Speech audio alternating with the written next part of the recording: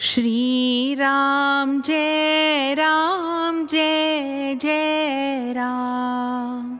श्री राम जय जय राम। श्री राम जय जय राम। श्री राम जय जय राम। श्री राम जय जय राम। श्री राम जय जय राम। माँ भारती को प्रणाम। हिसाली वाली मैया के चरणों में प्रणाम। पावन चिंतन धारा आश्रम की ओर से सभी को राम राम।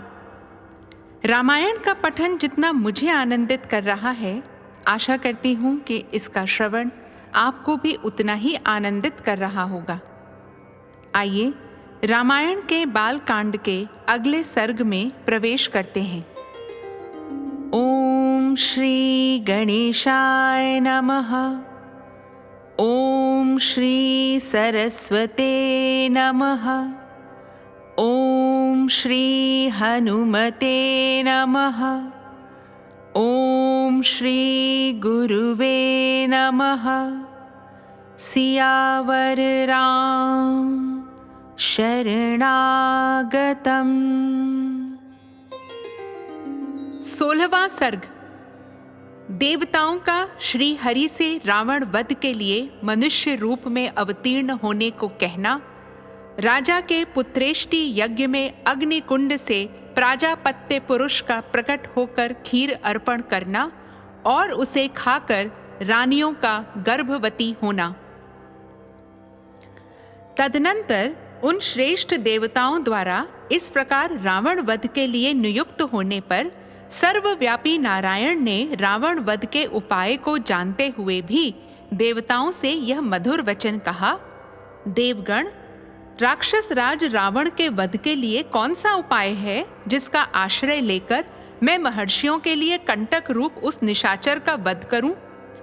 उनके इस तरह पूछने पर सब देवता उन अविनाशी भगवान विष्णु से बोले, प्रभो, आप मनुष्य का रूप धारण करके युद्ध में रावण को मार डालिए।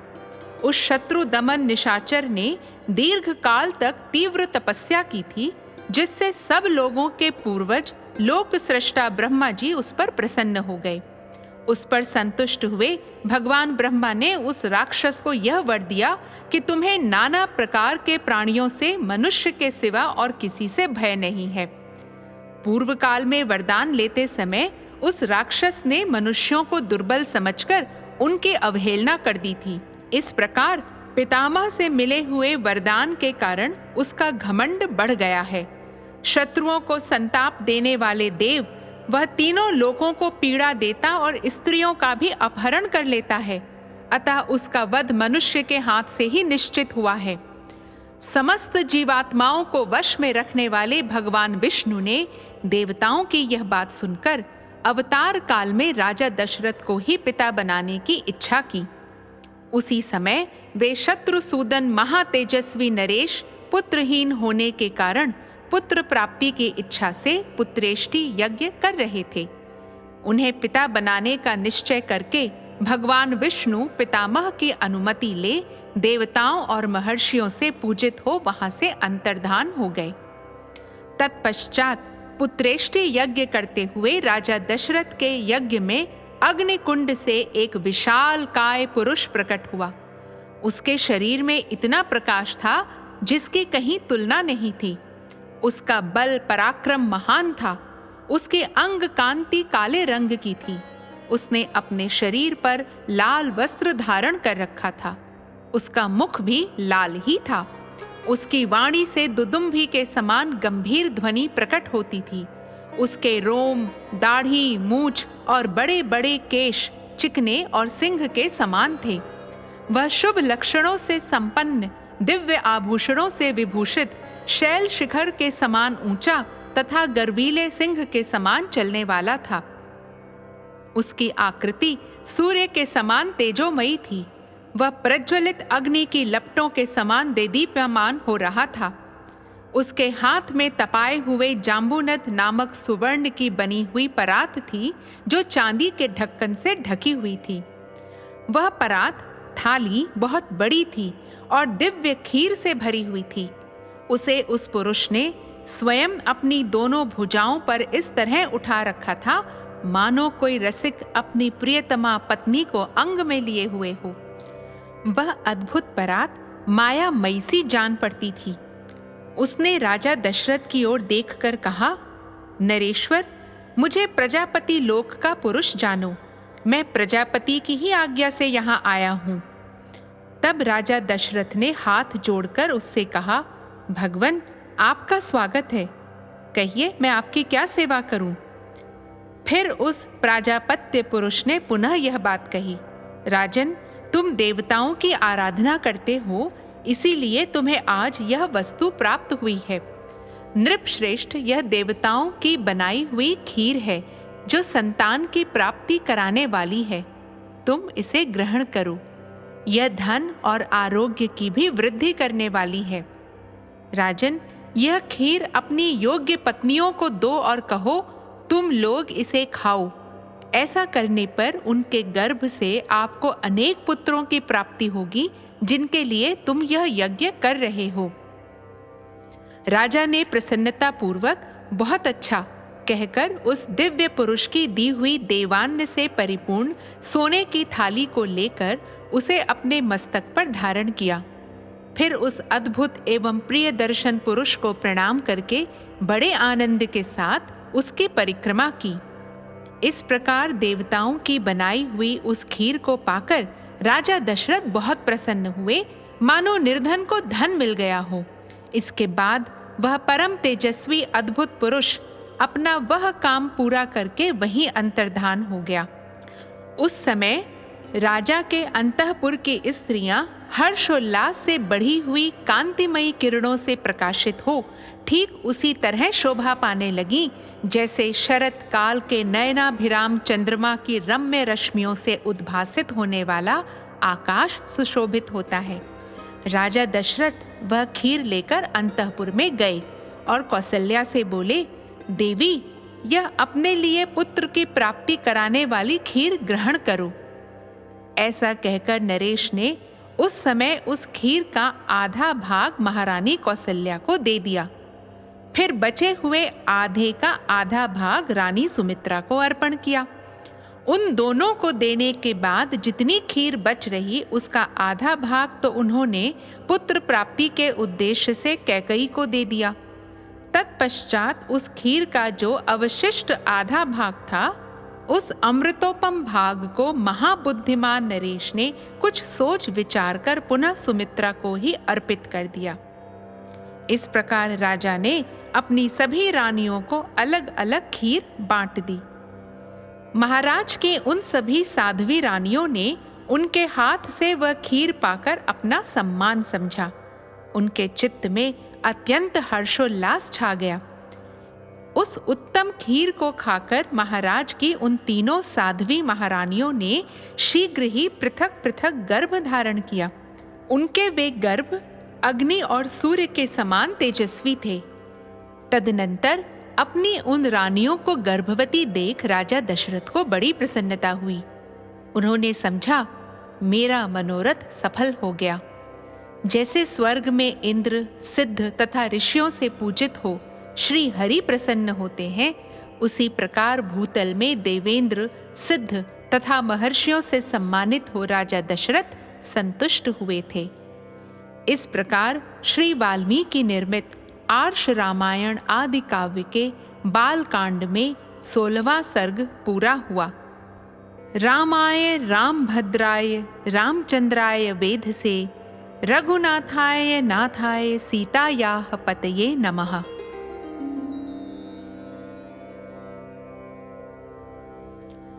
सत्रहवां सर्ग।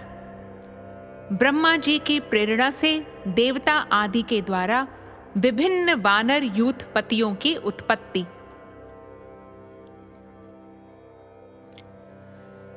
जब भगवान विष्णु महामनस्वी राजा दशरथ के पुत्र भाव को प्राप्त हो गए, तब भगवान ब्रह्मा जी ने संपूर्ण देवताओं से इस प्रकार कहा, देवगण, भगवान विष्णु सत्य प्रतिज्ञ, वीर और हम सब लोगों के हितैषी हैं। तुम लोग उनके सहायक रूप से ऐसे पुत्रों की सृष्टि करो जो बलवान, इच्छानुसार रूप धारण करने में समर्थ, माया जानने वाले, शूर वीर, वायु के समान वेगशाली, नीतिज्ञ, बुद्धिमान, विष्णु तुल्य पराक्रमी, किसी से परास्त न होने वाले, तरह तरह के उपायों के जानकार, दिव्य शरीरधारी तथा अमृत भोजी देवताओं के समान सब प्रकार की अस्त्र विद्या के गुणों से संपन्न हूँ। प्रधान प्रधान अप्सराओं, गंधर्वों की स्त्रियों, यक्ष और नागों की कन्याओं, रीछों की स्त्रियों, विद्याधरियों, किन्नरियों तथा वानरियों के गर्भ से वानर रूप में अपने ही तुल्य पराक्रमी पुत्र उत्पन्न करो। मैंने पहले से ही ऋक्षराज जाम्बवान की सृष्टि कर रखी है। एक बार मैं जम्हाई ले रहा था, उसी समय वह सहसा मेरे मुंह से प्रकट हो गया। भगवान ब्रह्मा के ऐसा कहने पर देवताओं ने उनकी आज्ञा स्वीकार की और वानर रूप में अनेकानेक पुत्र उत्पन्न किए।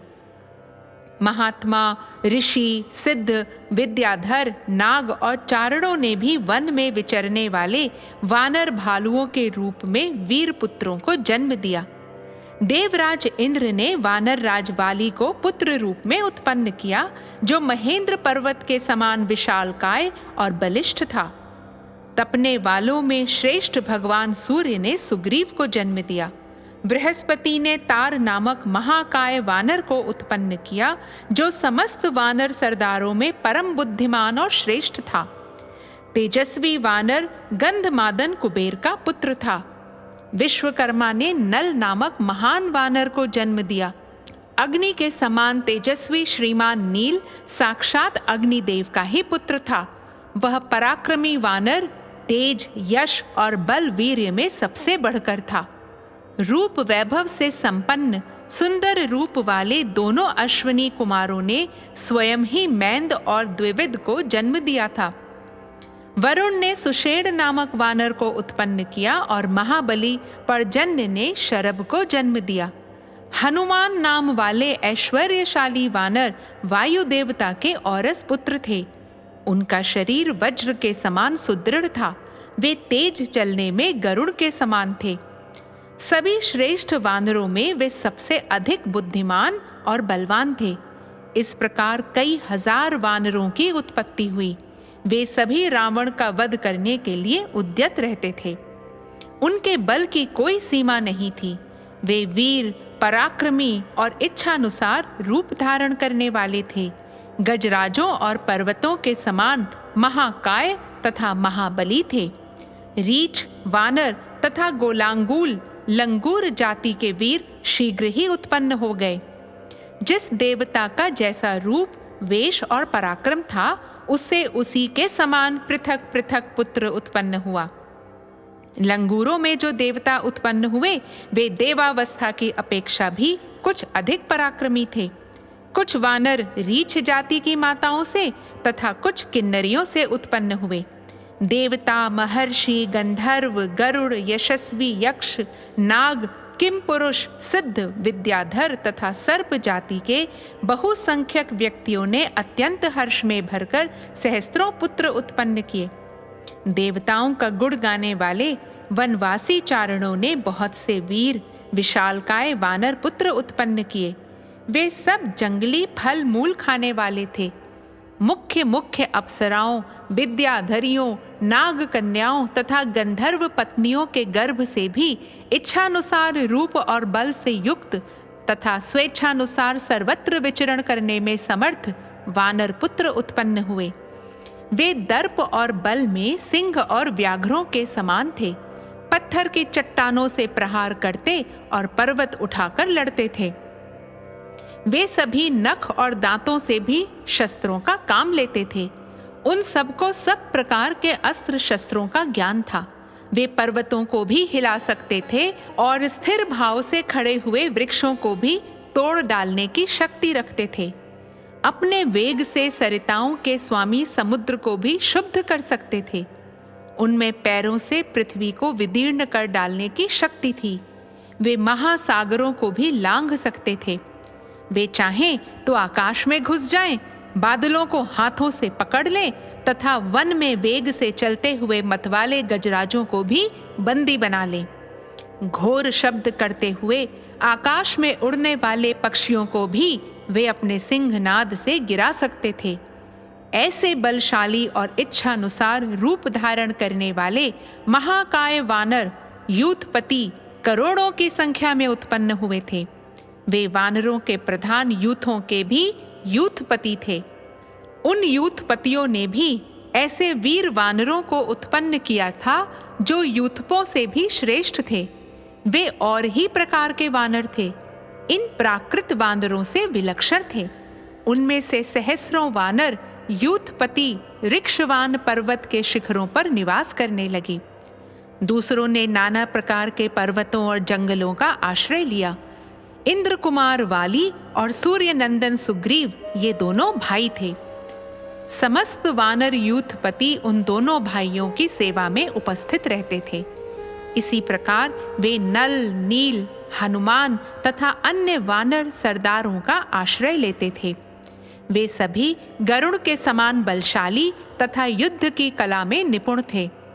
वे वन में विचरते समय सिंह, व्याघ्र और बड़े बड़े नाग आदि समस्त वन जंतुओं को रौंद डालते थे। महाबाहु वाली महान बल से संपन्न तथा विशेष पराक्रमी थे। उन्होंने अपने बाहुबल से रीछों, लंगूरों तथा अन्य वानरों की रक्षा की थी। उन सबके शरीर और पार्थक्य सूचक लक्षण नाना प्रकार के थे। वे शूर वीर वानर पर्वत, वन और समुद्रों सहित समस्त भूमंडल में फैल गए। वे वानर यूथपति मेघ समूह तथा पर्वत शिखर के समान विशालकाय थे। उनका बल महान था, उनके शरीर और रूप भयंकर थे। भगवान श्री राम की सहायता के लिए प्रकट हुए उन वानर वीरों से यह सारी पृथ्वी भर गई थी। इस प्रकार श्री वाल्मीकि निर्मित आर्ष रामायण आदि काव्य के बाल कांड में 17वां सर्ग पूरा हुआ। रामाय रामभद्राय रामचंद्राय वेधसे रघुनाथाय नाथाय सीतायाः पतये नमः। 18वां सर्ग। राजाओं तथा ऋष्य श्रृंग को विदा करके राजा दशरथ का रानियों सहित पुरी में आगमन, श्री राम, भरत, लक्ष्मण तथा शत्रुघ्न के जन्म, संस्कार, शील स्वभाव एवं सद्गुण, राजा के दरबार में विश्वामित्र का आगमन और उनका सत्कार। महामना राजा दशरथ का यज्ञ समाप्त होने पर देवता लोग अपना अपना भाग ले जैसे आए थे वैसे लौट गए। दीक्षा का नियम समाप्त होने पर राजा अपनी पत्नियों को साथ ले सेवक, सैनिक और सवारियों सहित पुरी में प्रविष्ट हुए। भिन्न भिन्न देशों के राजा भी जो उनके यज्ञ में सम्मिलित होने के लिए आए थे, महाराज दशरथ द्वारा यथावत सम्मानित हो मुनिवर वशिष्ठ तथा ऋष्य श्रृंग को प्रणाम करके प्रसन्नता पूर्वक अपने अपने देश को चले गए। अयोध्यापुरी से अपने घर को जाते हुए उन श्रीमान नरेशों के शुभ्र सैनिक अत्यंत हर्षमग्न होने के कारण बड़ी शोभा पा रहे थे। उन राजाओं के विदा हो जाने पर श्रीमान महाराज दशरथ ने श्रेष्ठ ब्राह्मणों को आगे करके अपनी पुरी में प्रवेश किया। राजा द्वारा अत्यंत सम्मानित हो ऋष्य श्रृंग मुनि भी शांता के साथ अपने स्थान को चले गए। उस समय सेवकों सहित बुद्धिमान महाराज दशरथ कुछ दूर तक उनके पीछे पीछे उन्हें पहुंचाने गए थे। इस प्रकार उन सब अतिथियों को विदा करके सफल मनोरथ हुए राजा दशरथ पुत्रोत्पत्ति की प्रतीक्षा करते हुए वहां बड़े सुख से रहने लगे। यज्ञ समाप्ति के पश्चात जब 6 ऋतुएं बीत गईं, तब 12वें मास में चैत्र के शुक्ल पक्ष की नवमी तिथि को पुनर्वसु नक्षत्र एवं कर्क लग्न में कौसल्या देवी ने दिव्य लक्षणों से युक्त सर्वलोक वंदित जगदीश्वर श्री राम को जन्म दिया। उस समय सूर्य, मंगल, शनि, गुरु और शुक्र ये 5 ग्रह अपने अपने उच्च स्थान में विद्यमान थे तथा लग्न में चंद्रमा के साथ बृहस्पति विराजमान थे। वे विष्णु स्वरूप हविष्य या खीर के आधे भाग से प्रकट हुए थे। कौसल्या के महाभाग पुत्र श्री राम इक्ष्वाकु कुल का आनंद बढ़ाने वाले थे।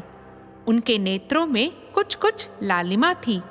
उनके ओठ लाल, भुजाएं बड़ी बड़ी और स्वर दुदुम्भी के शब्द के समान गंभीर था।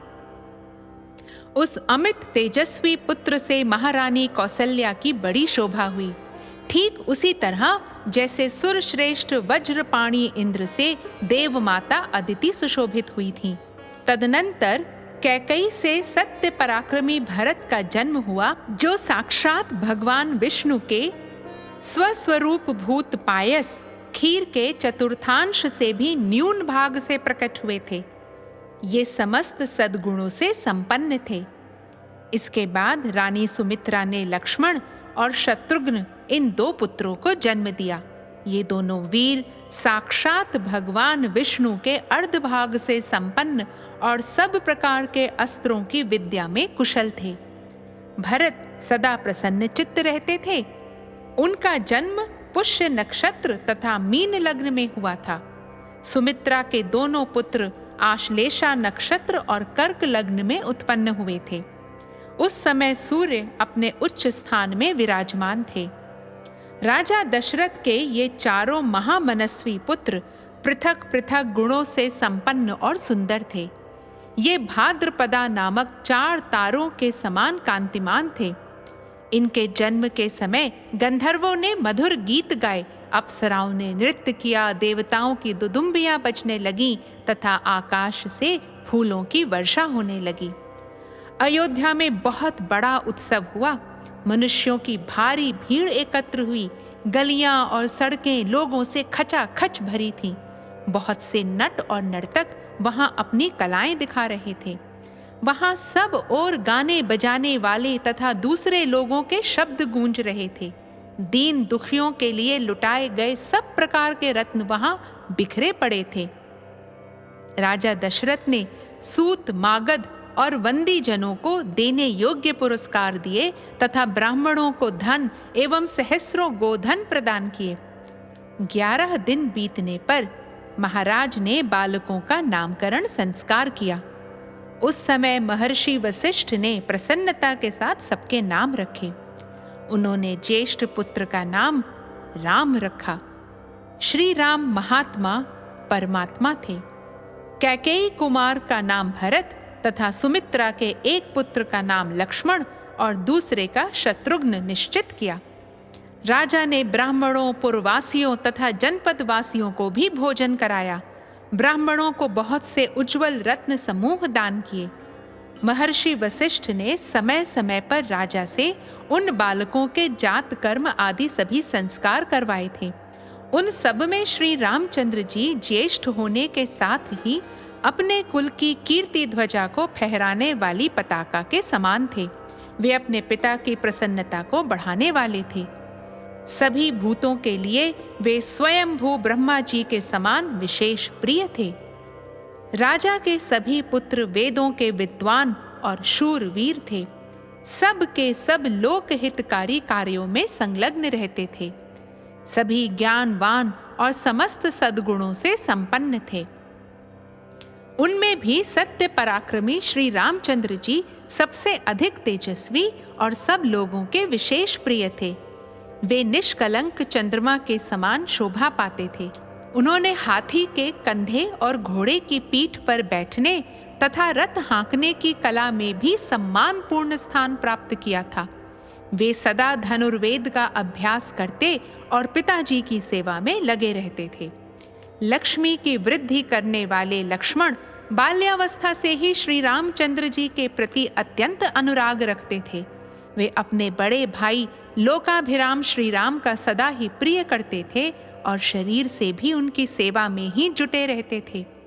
शोभा संपन्न लक्ष्मण श्री रामचंद्र जी के लिए बाहर विचरने वाले दूसरे प्राण के समान थे। पुरुषोत्तम श्री राम को उनके बिना नींद भी नहीं आती थी। यदि उनके पास उत्तम भोजन लाया जाता तो श्री रामचंद्र जी उसमें से लक्ष्मण को दिए बिना नहीं खाते थे।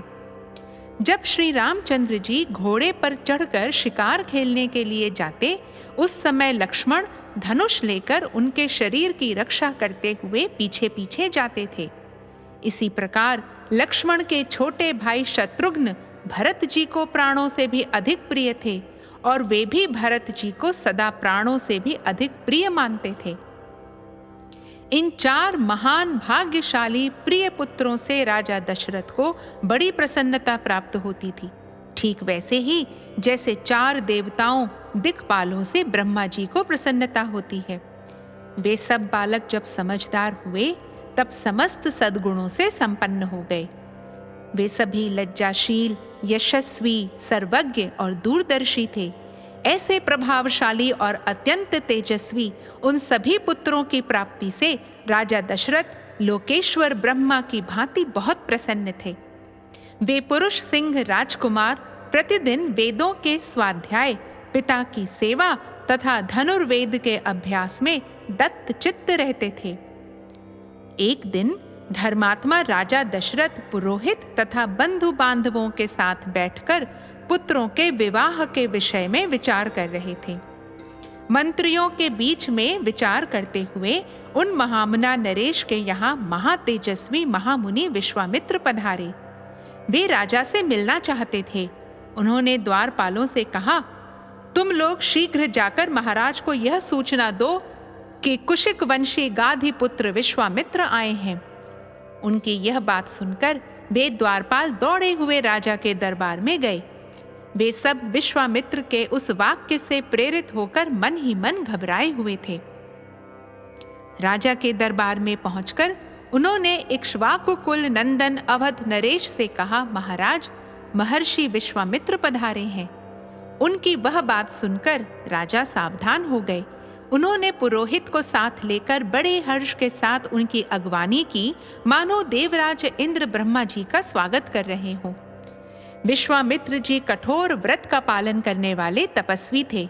वे अपने तेज से प्रज्वलित हो रहे थे।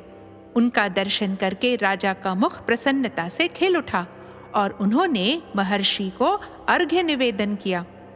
राजा का वह अर्घ्य शास्त्रीय विधि के अनुसार स्वीकार करके महर्षि ने उनसे कुशल मंगल पूछा। धर्मात्मा विश्वामित्र ने क्रमशः राजा के नगर, खजाना, राज्य, बंधु बांधव तथा मित्र वर्ग आदि के विषय में कुशल प्रश्न किया। राजन, आपके राज्य की सीमा के निकट रहने वाले शत्रु राजा आपके समक्ष नतमस्तक तो हैं। आपने उन पर विजय तो प्राप्त की है ना? आपके यज्ञ याग आदि देव कर्म और अतिथि सत्कार आदि मनुष्य कर्म तो अच्छी तरह संपन्न होते हैं ना? इसके बाद महाभाग मुनिवर विश्वामित्र ने वशिष्ठ जी तथा अन्यान्य ऋषियों से मिलकर उन सबका यथावत कुशल समाचार पूछा। फिर वे सब लोग प्रसन्न चित्त होकर राजा के दरबार में गए और उनके द्वारा पूजित हो यथा योग्य आसनों पर बैठे। तदनंतर प्रसन्न चित्त परम उदार राजा दशरथ ने पुलकित होकर महामुनि विश्वामित्र की प्रशंसा करते हुए कहा, महामुने, जैसे किसी मरण धर्मी मनुष्य को अमृत की प्राप्ति हो जाए, निर्जल प्रदेश में पानी बरस जाए, किसी संतानहीन को अपने अनुरूप पत्नी के गर्भ से पुत्र प्राप्त हो जाए, खोई हुई निधि मिल जाए तथा किसी महान उत्सव से हर्ष का उदय हो, उसी प्रकार आपका यहाँ शुभागमन हुआ है, ऐसा मैं मानता हूँ। आपका स्वागत है। आपके मन में कौन सी उत्तम कामना है जिसको मैं हर्ष के साथ पूर्ण करूं? ब्राह्मण, आप मुझसे सब प्रकार की सेवा लेने योग्य उत्तम पात्र हैं। मानद, मेरा अहोभाग्य है जो आपने यहाँ तक पधारने का कष्ट उठाया। आज मेरा जन्म सफल और जीवन धन्य हो गया। मेरी बीती हुई रात सुंदर प्रभात दे गई, जिससे मैंने आज आप ब्राह्मण शिरोमणि का दर्शन किया। पूर्व काल में आप राजर्षि शब्द से उपलक्षित होते थे, फिर तपस्या से अपनी अद्भुत प्रभा को प्रकाशित करके आपने ब्रह्मर्षि का पद पाया। अतः आप राजर्षि और ब्रह्मर्षि दोनों ही रूपों में मेरे पूजनीय हैं। आपका जो यहाँ मेरे समक्ष शुभागमन हुआ है, यह परम पवित्र और अद्भुत है। प्रभो, आपके दर्शन से आज मेरा घर तीर्थ हो गया।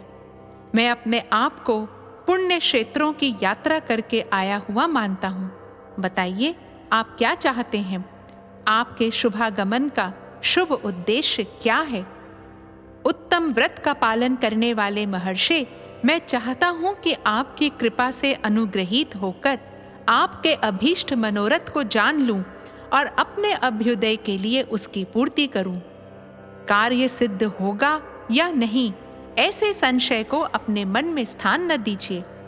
आप जो भी आज्ञा देंगे, मैं इसका पूर्ण रूप से पालन करूंगा, क्योंकि सम्मानीय अतिथि होने के नाते आप मुझ गृहस्थ के लिए देवता हैं। ब्रह्मन, आज आपके आगमन से मुझे संपूर्ण धर्मों का उत्तम फल प्राप्त हो गया। यह मेरे महान अभ्युदय का अवसर आया है। मनस्वी नरेश के कहे हुए ये विनय युक्त वचन, जो हृदय और कानों को सुख देने वाले थे, सुनकर विख्यात गुण और यश वाले शम दम आदि सद्गुणों से संपन्न महर्षि विश्वामित्र बहुत प्रसन्न हुए। इस प्रकार श्री वाल्मीकि निर्मित आर्ष रामायण आदि काव्य के बाल कांड में 18वां सर्ग पूरा हुआ। रामाय रामभद्राय रामचंद्राय वेधसे रघुनाथाय नाथाय सीतायाः पतये नमः।